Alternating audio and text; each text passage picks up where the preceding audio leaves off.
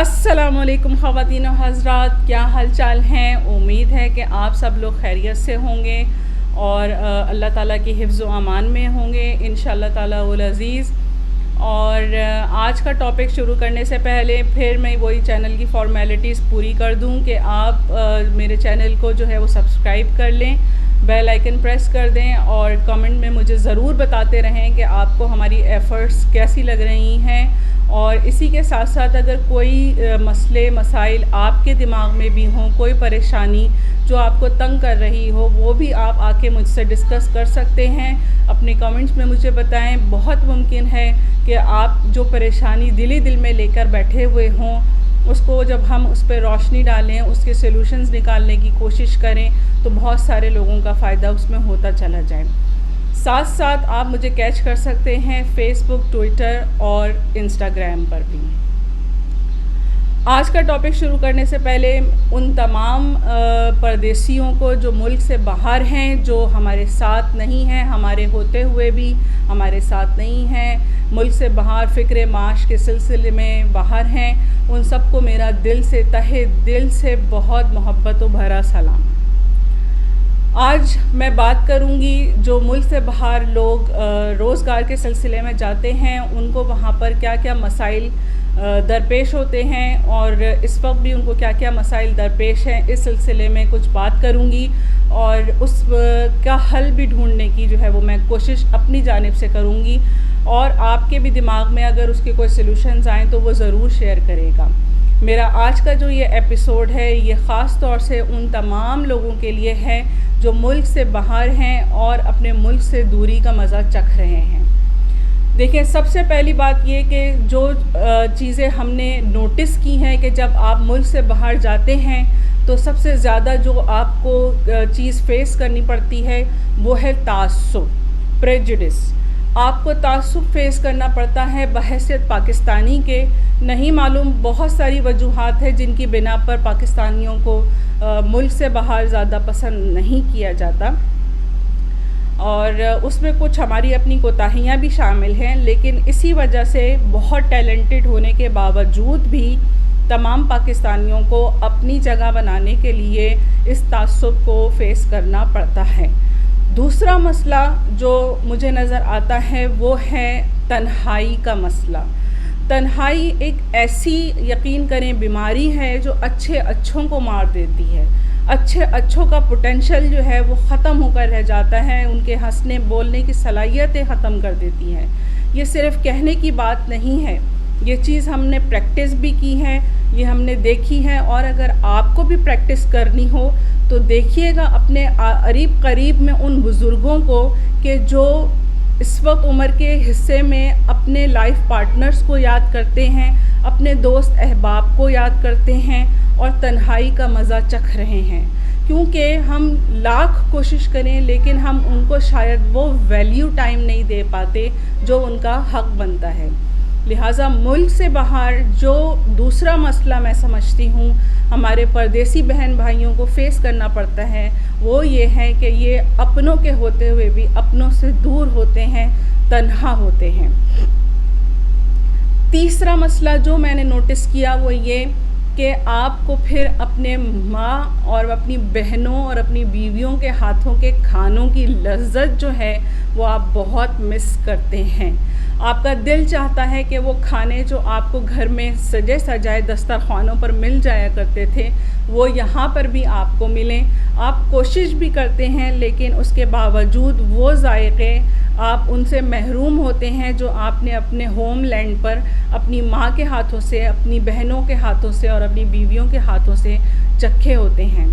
For example, मेरे बहन भाई मुल्क से बाहर हैं। आप यकीन करें कि जिस टाइम भी हम उनकी कोई फेवरेट चीज़ कुक कर रहे होते हैं या मार्केट में हमें नज़र आती है, बखुदा आप यकीन करें हमारे दिमाग में वो लोग फ़ौरन छम से आ जाते हैं कि या अल्लाह हम क्या करें ऐसा कि जो उन तक भी ये चीज़ जो है वो पहुंचाई जा सके।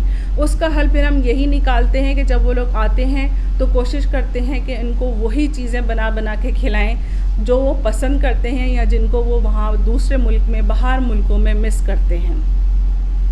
फिर इसके साथ साथ एक और मसला ये है कि त्यौहार जब आते हैं तो ये लोग अपने आप को बहुत अलग अकेला महसूस करते हैं। जिन जज्बों के साथ पाकिस्तान में त्यौहार सेलिब्रेट किए जाते हैं, चाहे वो ईद उल फ़ितर हो, चाहे वो ईद उल अज़हा हो, चाहे वो हमारे कौमी त्यौहार हों, उस जज्बे और जोश के साथ ये त्यौहार बाहर के ममालिक के लोग नहीं सेलिब्रेट कर पाते।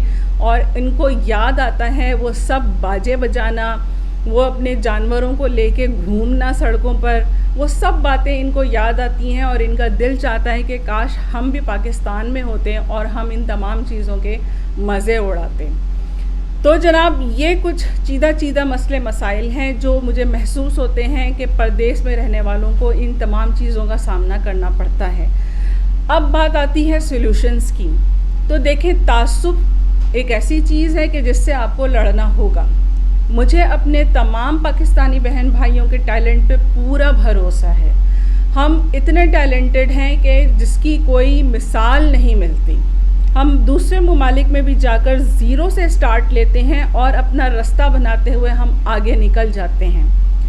तासुब करने वाले शख्स से आपने लड़ाई नहीं मोल लेनी है, आपने उसको अपनी अच्छाई से मात देनी है, आपने उसको प्यार मोहब्बत से मात देनी है, जिस हद तक आप दे सकते हैं। कोशिश करें कि जब कभी आप अपने कलीग्स के दरमियान बैठें तो उस बंदे की बुराई ना करें, उसकी अच्छाई ही करें। तो वो जितना भी आपके लिए बुरा चाहता होगा, वो ना चाहते हुए भी आपके लिए अच्छा करने पर मजबूर हो जाएगा। सब अच्छा, उसी के साथ साथ फिर जब आप आते हैं, बात करते हैं तन्हाई की, कि जहाँ आपके माँ बाप नहीं होते, आपके बहन भाई नहीं होते, आपके फैमिली नहीं होती, आपकी बीवी बच्चे नहीं होते, तो आप मिस कर रहे होते हैं। उस तन्हाई को ख़त्म करने के लिए इस वक्त सबसे पावरफुल अगर कोई मीडिया है तो वो सोशल मीडिया है। आपके पास इंटरनेट की सहूलत मौजूद है।